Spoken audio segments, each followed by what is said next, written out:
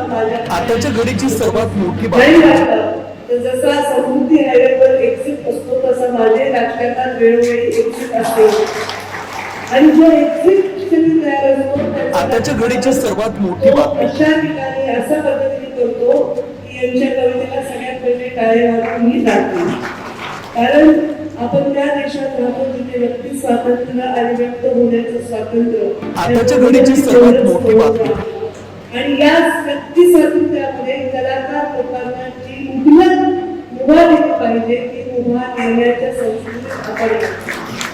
त्यांनी त्यांचं म्हणणं आताच्या घडीची सर्वात मोठी बातमी सत्य बदलत नाही. आपण कोंबड्या झाल्याची स्वतः होण्याची सूर्य होण्याचं थांबत नाही आणि म्हणून सकारात्मक टीका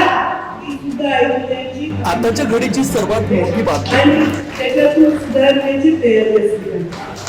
आणि म्हणून